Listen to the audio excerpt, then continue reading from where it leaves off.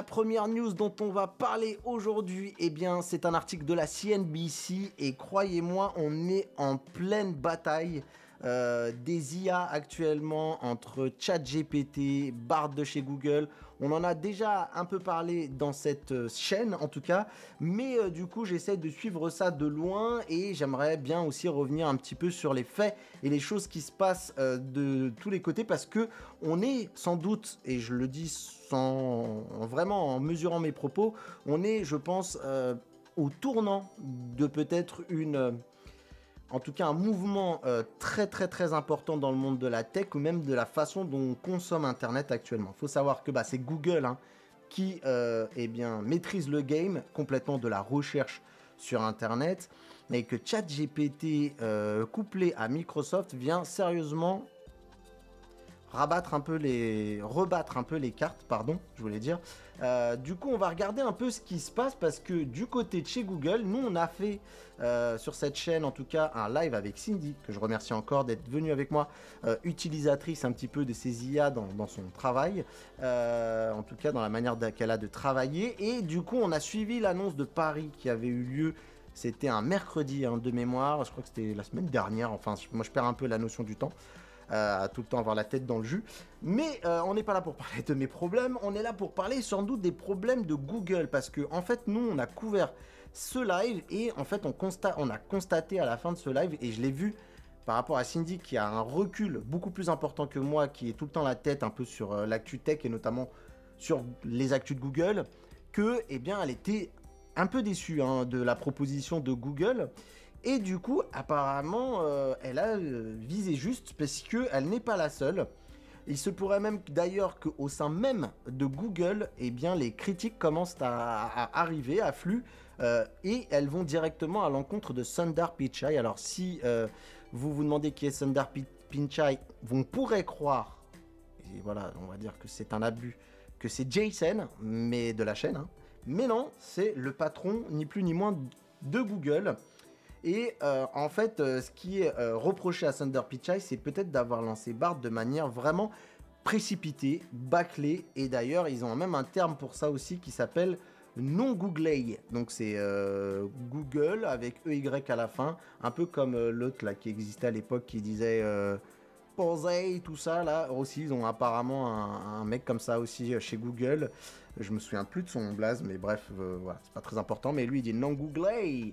Et du coup, eh bien, pour vous donner un petit peu les tenants et les aboutissants de ce qui se dit, parce qu'en fait, ces messages-là remontent sur un forum qu'ils ont en interne. Et en gros, eh bien, ça, c'est par ce biais-là que c'est remonté. Alors, non googlé, je vais quand même définir ce que c'est. En fait, ils appellent ça, en gros, ça traduit ambitieux et travailleur. Voilà, c'est vraiment genre un terme ancré dans la société.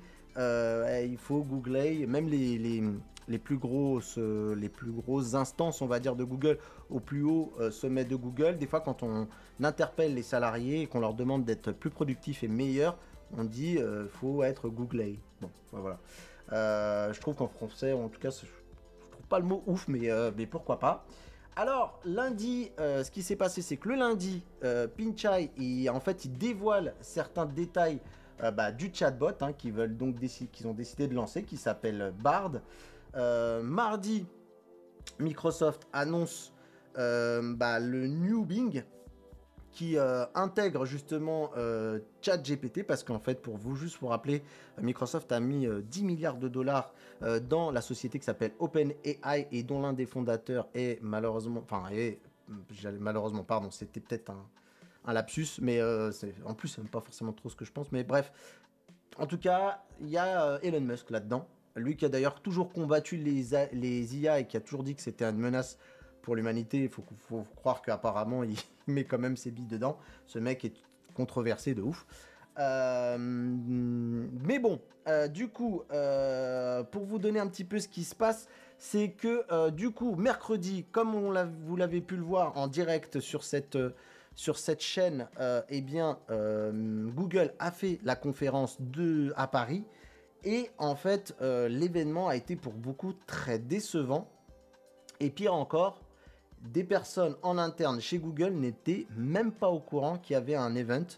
Voilà. Et voilà. Donc, pour revenir à cet événement, un des premiers couacs qu'on n'avait pas noté au moment du live, enfin, je l'avais vu, mais je l'avais pas relevé tant que ça, mais apparemment, c'était quand même chaud. C'est qu'un des présentateurs, eh bien, il avait oublié un téléphone qui était nécessaire à la présentation.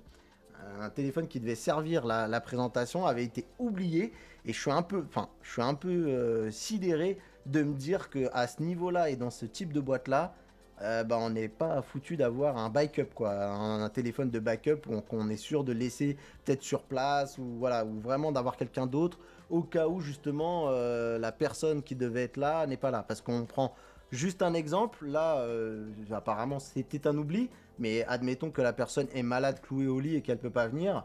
Et c'est un problème. Donc, du coup, je suis un peu étonné. Mais bon, on va dire que j'ai peut-être pas tous les bagages techniques qui font qu'il y a juste un téléphone qui pouvait fonctionner et pas un deuxième. Mais bon, bref.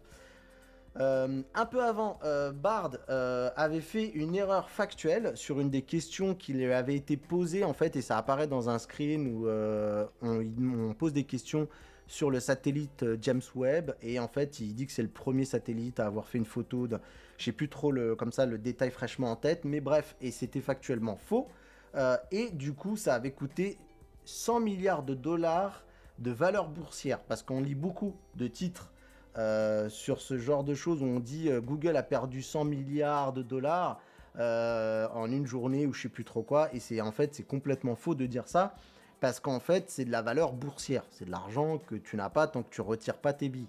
Donc tu peux avoir une action qui s'effondre, mais si tu retires pas l'argent et que tu attends et que ça remonte, bah, en fait t'as juste rien perdu en fait, tant que tu retires pas tes billes, voilà, t'es pas pénalisé par ça. Mais bref, donc ce fameux forum en interne dont je reviens de retrouver le nom, qui s'appelait MemGen, qui est utilisé en grosso modo, hein, c'est pour en fait c'est j'ai l'impression que il y a un forum global et que c'est un des canals qui est très populaire là-dedans. Il s'appelle MemGen, et en général il est utilisé pour se moquer un petit peu des faux pas de l'entreprise, de manière, tu vois, un petit peu bon enfant, on va dire. C'est du troll, on va dire, du troll gentil. Là, tout d'un coup, quand même, l'entreprise, elle a pris un ton un peu... Enfin, les posts qui ont été mis dessus ont pris un ton un peu plus sérieux et visent directement Sundar Pichai avec des déclarations du style « Cher Sundar, le lancement de Bard et les licenciements ont été précipités ». Ce que je vous rappelle, hein, Google, comme beaucoup de GAFAM, ont fait le ménage. Ils ont viré 12 000 personnes, je crois, de mémoire. Et donc, cette personne dénonce un peu ces licenciements précipités et ce lancement bâclé. Et ils disent même qu'ils sont aveugles. C'est-à-dire qu'en fait, ils leur demandent de revenir à une perspective plus long terme. Parce qu'effectivement, quand tu vires 12 000 personnes, ok, bon, bah, peut-être que l'entreprise doit se séparer parce que elle a grossi de manière trop forte. C'est ce qui s'est d'ailleurs passé pour beaucoup de GAFAM pendant la pandémie, où ça a surembauché, on va dire, entre guillemets, parce que l'argent coulait à flot. Et comme on se remange une inflation derrière, bah, ça a dégraissé sévère. Ils se sont dit, voilà, c'est un peu le truc que tu fais sur un coup de tête et tu dis, ah ouais, en fait, finalement, voilà. Donc c'est ce qu'ils ont fait. Mais pour le coup, là, le salarié, en tout cas, qui poste ça, dénonce ça. Et d'ailleurs, il a été liké, ce post, par beaucoup de salariés. Parce que le problème aussi, c'est que bah, quand tu vires du monde, tu retires aussi beaucoup de ressources. C'est-à-dire que là, quand tu engages du monde, même si c'est peut-être de manière un petit peu trop... bah, ils ont peut-être poussé le curseur beaucoup trop dans les embauches, bah, tu retires quand même beaucoup de ressources quand tu revires tout le monde. Et faut le savoir, l'action Alphabet a depuis perdu quand même 9% cette semaine. Voilà, c'est pas la fin du monde, hein, mais c'est pas simple. Et justement, en fait, on qualifie, et du coup, ça c'est expliqué, cette baisse de la valeur de Google, en disant que bah, précipiter Bard a montré au marché qu'en fait, eh ben, ils sont en panique. Et ça, bah, en fait, ça a dévoilé un petit peu l'état d'esprit qu'est actuellement la société, comment va la société actuellement, et on sent qu'elle est paniquée. Et du coup, Ça s'est vu et les actionnaires, eh ben, ils ont tout simplement réagi, le marché a réagi et a fait plonger un petit peu la valeur boursière. Alors ensuite, ce qu'il faut savoir, c'est que ça continue un petit peu les révélations de ce qui se passe en interne. Il y a des gens qui ont posé les salariés ont posé la question à Google en demandant où en était la position de l'entreprise sur le domaine de l'IA. Les dirigeants ont répondu que l'image de l'entreprise pouvait en pâtir si elle évoluait beaucoup trop vite sur le chatbot, car elle est loin d'être parfaite. Du coup, là, je vais vous donner mon analyse. En fait, ce qu'on sent, c'est que très clairement, Google est menacé sur son business originel qui est le moteur de recherche, quoi. Il faut le savoir. Hein. Nous, on l'utilise en France, en Europe même. C'est Google, c'est peut-être 80. Je sais plus, c'est entre 90 et 98% d'utilisation. Voilà, c'est énorme. Aux États-Unis aussi, ils sont quand même si c'est un petit peu moins, c'est beaucoup aussi, ils sont dominants. Donc là, en fait, on voit qu'il y a une panique, ils se sentent menacés, alors que d'un autre côté, on a un OpenAI qui est en mode, on appelle ça en anglais, move fast and break things. En gros, c'est on dégaine directement le truc et on l'envoie comme ils l'ont fait un petit peu au grand public. Et nous, on n'a pas peur, on y va, on balance la sauce. Sauf qu'en fait, du coup, Google se retrouve un petit peu en galère. Parce que si Google ne réplique pas, eh ben, ils sont perdants. En disant, bah voilà, Google, ça commence... on peut, nous, consommateurs et utilisateurs, vu comment elle est en train de prendre, d'ailleurs, ChatGPT, qui est une des... je sais plus, il y a eu combien de taux d'utilisation, mais ce que je peux vous dire, c'est que c'est ouf et que c'est considéré comme un des plus gros... une plus grosse croissance de l'internet, adoption en tout cas de l'outil de l'internet jamais vu. Hein. On en est là, hein, très clairement. Et en gros, si Google, comme je l'ai dit, ne réplique pas, ils sont perdants dans le sens où si ChatGPT prend trop, parce qu'il est en train d'exploser, on le voit hein, même sur les médias traditionnels, des BFM TV, des machins, tout le monde en fait beaucoup sur la communication. En fait, ils sont en train de... OpenAI, donc celui qui est derrière ChatGPT, est en train de jouir d'un bruit médiatique genre de ouf quoi, il y a une pub de malade sans forcer et du coup on pourrait se dire nous en tant qu'utilisateur si on voit pas Google bouger se dire ah bah ça y est Google s'est fait dépasser, ça y est on est un peu sur voilà ça va commencer à devenir un vieux dinosaure et ça risque de complètement un jour éclipser Google. Et le problème c'est que Google a répliqué en présentant Bard et qu'il a quand même perdu. Pourquoi? Parce que il y a eu des erreurs et en vrai moi ce que je note et que je n'ai pas vu beaucoup repris, alors j'ai pas lu tous les papiers hein, américains, français, etc. Mais ce que moi je n'ai pas lu autour de moi, c'est ce que je disais un petit peu lors de mon live de Google Bard, c'est qu'on se rend pas compte à quel point on a senti la fébrilité de Google par rapport à ChatGPT, en tout cas à OpenAI, parce qu'en fait, il y a eu beaucoup de réchauffés. Moi, j'ai vu plein de choses dans les annonces qui remontaient à la Google I.O., donc la conférence des développeurs, qui avait eu quelques mois auparavant. Là où ils annoncent les nouvelles versions d'Android et tout ça, que je suis toujours. Il y a là les trucs que j'ai retrouvés qui venaient de là, plein d'annonces. Et en fait, on sent que sur l'équivalent donc d'un chat GPT, bon, pour rappel, pour ceux qui ne connaissent pas, même si j'en doute aujourd'hui, mais ChatGPT, c'est genre tout simplement une fenêtre toute bête avec genre juste un endroit pour rentrer une requête, donc un prompt on appelle ça. Tout simplement, c'est minimaliste au possible. C'est là, il y a une fenêtre, tu poses ta question et lui répond. Et on n'a pas trop vu ça lors de l'annonce. Eux, ils en ont fait des caisses sur Google Maps de manière immersive, des compositions de musique. Alors, ils ont un truc de musique qui est très performant, qui est très cool. Donc, ils ont quand même des cartes à jouer là-dessus. Ils ont montré plein de choses voilà, sur l'aide de l'intelligence artificielle, sur les restaurants, les machins, les avis, les trucs, la créativité un petit peu. Mais en vrai... sur ce qui intéressait vraiment les gens, c'est-à-dire une IA conversationnelle à qui on pose simplement une question à l'écrit, à laquelle on peut avoir des réponses sur fais-moi un résumé de tel truc, fais-moi ça, bah, je vais vous montrer, hein, c'est tout simplement ça, je l'ai sous les yeux, je voulais vous le garder pour après, je vous expliquerai, j'ai gardé exprès cette fenêtre, mais ça ressemble à ça, ChatGPT.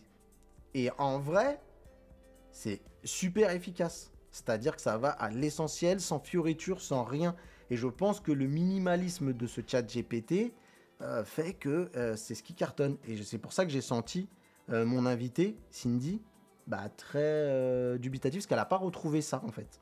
Et ils sont restés très discrets sur bah, l'assistant conversationnel. Parce qu'on sent que, de leur côté, eh bien, à mon avis, comme ils le disent, ça va pas fonctionner super bien. Et en plus de ça, eux, ils ont la problématique de la monétisation. Comment tu fais de l'argent avec ce truc-là? C'était un des points qu'ils essayaient de faire. Mais bon, revenons à ce que je disais. C'était là pour poser le constat, en fait. On sent que Google bah, est en PLS. Il n'y a pas d'autre mot. Et du coup, eh bien, les salariés, ils ont continué hein, à lâcher pas mal de choses. Et donc, il y en a une hein, qui a retenu mon attention. Et un des salariés qui leur a envoyé une punchline un peu de l'espace. Il leur a dit, le licenciement de 12 000 personnes augmente le stock, donc la valeur de l'action de 3%. Une présentation précipitée de l'intelligence artificielle fait baisser l'action de 8%. Je pense que là, il lâchait le micro et l'histoire, elle est faite, quoi. Donc ça, c'est assez dingue. C'est assez fou. Donc voilà. Et je pense qu'il y a de quoi, il y a de quoi s'interroger sur la chose. Je regarde quand même s'il y a des questions. Et puis on y va. Hein. Alors après, il faut voir. Alors je vais vous lire un petit peu. Après, il faut voir ce que le moteur de ChatGPT sera capable de faire en tant que moteur de recherche parce que moment on l'a. Ah oui, hein, on a le moment où on a l'effet d'annonce, mais on ne sait rien de ce que ça va donner. Bah, si, on a une idée, puisqu'en fait, on utilise déjà ChatGPT. Je l'ai utilisé, j'ai gardé un exemple pour vous montrer ce qui m'en est ressorti. Et tu vas voir, c'est intéressant, on va en revenir. Et voilà. Beaucoup de merde, ça a créé déjà de gros soucis, ne serait-ce que pour la liberté de l'information et la place de la valeur de l'information fiable. Alors ça, c'est le problème. Le problème de ces IA là, c'est qu'en fait, ça bouffe tellement tout ce que Internet lui sert que bah, forcément, on a du bon comme du mauvais. Et donc, Google et tout ça a très très peur de la désinformation. Et en fait, du coup, justement, dans la conférence qu'ils ont fait le mercredi, ils ont placé une posture en disant que eux, ils allaient mettre des curseurs très forts sur ce genre de critères pour éviter justement les sujets de désinformation. Voilà. J'ai les mêmes doutes, David, mais bien sûr, j'espère me tromper et que ce sera excellent. Les requêtes que tu poses à l'IA prennent une place énorme dans le flux, genre les premiers slots sur la requête, et du coup, c'est un vrai problème car tu es obligé de scroller beaucoup pour accéder à l'information écrite par un humain. Bah alors en fait, il faut savoir, enfin David, sur là où je te rejoins pas, c'est qu'en fait l'IA est censée retranscrire ce qui a sans doute été écrit dans des articles en fait, tout simplement. Alors certes, lui, il va te générer ça de façon un peu où tu as l'impression d'avoir une conversation, mais typiquement l'information pure et dure qu'il doit rédiger, elle est censée émaner de certains sites et c'est d'ailleurs pour ça que ces IA-là, elles vont te pondre la réponse et il y en a déjà qui commencent déjà à mettre les liens qui sont la référence de sa réponse pour que tu puisses aller vérifier sur quel article il a pris ses sources. C'est un peu comme ça d'ailleurs que c'est un peu vu de la part de Google en disant je te réponds une réponse, je te ponds une réponse façon conversation, comme ça bah, tu as le côté un peu cool et naturel, mais derrière je te mets quand même les liens là-dessus. Donc on va voir une zone de texte. Et ça, d'une part, les médias ne vont pas apprécier si ça change pas. Et d'autre part, après les fake news de plus en plus dures à filtrer, il va falloir identifier les résultats issus d'un chat. En vrai, le problème, en fait, pour moi, tu sais que l'IA va pas forcément, pour moi, amplifier le problème de la désinformation. En fait, il est déjà là. Il va juste continuer à faire ce qui se passe déjà sur Internet. Ce qui est écrit par un humain est... Voilà, de toute façon, la désinformation qui pourrait te pondre, elle a été écrite par un humain. Donc, en fait, tu as déjà ce travail de désinformation, toi, à faire quand tu fais une recherche, à aller checker, essayer de fact-checker, quoi, en tout cas de vérifier ce que tu es en train de lire, parce que la source que tu es en train de lire, elle est peut-être déjà bidon. Donc, je trouve que vous lui donnez beaucoup trop d'importance là-dessus, alors qu'en fait, ça fait juste un lien. Moi, pour moi, en fait, c'est une mise en forme hein, de ce qui se passe. Ça remplace pas l'Internet et tout ça. Par contre, là où je te rejoins, c'est que les médias, oui, ne vont pas apprécier parce qu'en fait, vu que bah, la publicité est en train de crever et que les médias, du coup, vivaient de la publicité, bah, c'est pire. Mais si en plus de ça, il n'y a même plus besoin d'aller cliquer sur les sites internet en question pour aller lire les articles qui ont été faits, bah, parce qu'on aura juste le résumé sur une fenêtre, ça va être un vrai problème. On est bien d'accord. Il va y avoir un souci parce que de toute façon, en plus, si tout ça s'écroule, bah ChatGPT, il pourra plus écrire grand chose de son côté, hein. Parce qu'il faut bien des gens pour écrire. C'est pas Google qui donne, ou c'est pas Microsoft ni OpenAI qui donne les infos. C'est les médias qui écrivent. Et du coup, il va falloir trouver un consensus où les médias s'y retrouvent pour pouvoir continuer à avoir des visites sur leur site. Parce qu'effectivement, le nombre de visites va s'effondrer drastiquement. Ça, on est bien d'accord. Mais je pense qu'il faut vraiment... Alors, on peut s'inquiéter. Moi, j'en connais qui s'inquiètent à juste titre sur de la disparition des métiers. On est peut-être en train de vivre, on ne sait pas encore. Il y en a qui pensent que c'est l'équivalent de la période industrialisation et tout ça, automatisation de beaucoup de métiers qui ont disparu. Il y en a qui se disent d'ailleurs que ça va tellement vite, et c'est un peu ça aussi le problème, c'est que ça va tellement trop vite que les métiers que cette chose-là risque de détruire ne permettront pas à des nouveaux métiers d'arriver assez rapidement. C'est-à-dire qu'il n'y aura pas une espèce de bascule un peu naturelle où voilà, ça va détruire des métiers et ça va en créer d'autres. En tout cas, il risque d'avoir peut-être une période de flottement. Ça oui, mais de toute façon, je veux pas être pessimiste, hein, mais on pourra pas lutter contre ça.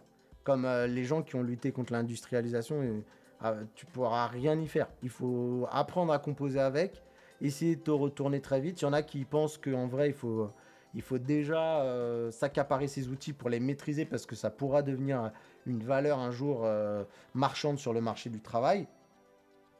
Ça, c'est certain. Mais par contre, oui, c'est lutter contre le progrès, hein. Je ne sais pas si on peut dire progrès bien ou mal, mais en tout cas, il va être là et maintenant que c'est lâché. Moi, ce qui m'angoisse le plus dans ça, c'est que on sent que Google, parce qu'on le sait, hein, Google, il travaille sur ce genre de sujet depuis longtemps. Le truc, c'est qu'ils l'ont pas lâché auprès du grand public sans doute pour des raisons. Parce que bah il y a sans doute une raison financière, c'est-à-dire avant à trouver le moyen de monétiser tout ça. Et il y a aussi sans doute une raison de se dire ouais là on lâche un monstre dans la nature qui pourra être servi par des gens et vous allez le voir juste avec l'article après on va y passer qui peuvent avoir des circonstances enfin des impacts assez graves. Et c'est ça mon problème, c'est qu'OpenAI en lâchant ChatGPT dans la nature, en fait, il n'y a aucun contrôle. Par exemple, à l'heure actuelle où on parle, Google dévoile Bard, mais le dit que c'est uniquement ouvert aux employés de la société, aux développeurs tiers. Voilà, il y a un contrôle avant. Il y a un espèce de... on va encore travailler en bêta fermée sur ce genre d'outils pour être sûr que ce qu'on livre au public soit un minimum maîtrisé. Parce qu'à mon avis, c'est toujours pareil, hein. On maîtrisera plus rien au bout d'un moment. Et vous allez le voir, encore une fois que l'article d'après, j'y viens. Mais moi, le problème qui m'angoisse, c'est que j'ai l'impression qu'on a lâché ça. C'est comme on dit, on a ouvert la boîte de Pandore, et maintenant, advienne que pourra. Et c'est pareil, faut pas croire qu'on va refermer la boîte, c'est ouvert, c'est fini. Maintenant, c'est là. Ça a pris un engouement de ouf. Il va y avoir des sérieuses questions, et je pense que ce truc-là, ça a un impact assez phénoménal sur nos vies, sur nos carrières et tout ça, qu'on ne mesure pas très bien. En tout cas, j'ai l'impression du point de vue de la France, et j'espère qu'en tout cas, en off, le gouvernement est déjà en train d'essayer de réfléchir à savoir ce qui se passe, ce qu'on fait. Je dis pas, de toute façon, c'est pareil. Comme je vous ai dit, la boîte, elle est ouverte. Donc, mais il va falloir prendre le problème à bras-le-corps et pas toujours subir. C'est sorti, c'est là. Et on attend que les choses se passent mal pour commencer à se poser des questions. On verra bien. Ouais, merci à toi d'avoir regardé cette vidéo. N'hésite pas à aller nous voir sur Twitch. Si tu veux me soutenir, tous les liens sont dans la description. On se dit à très bientôt. Restez connectés.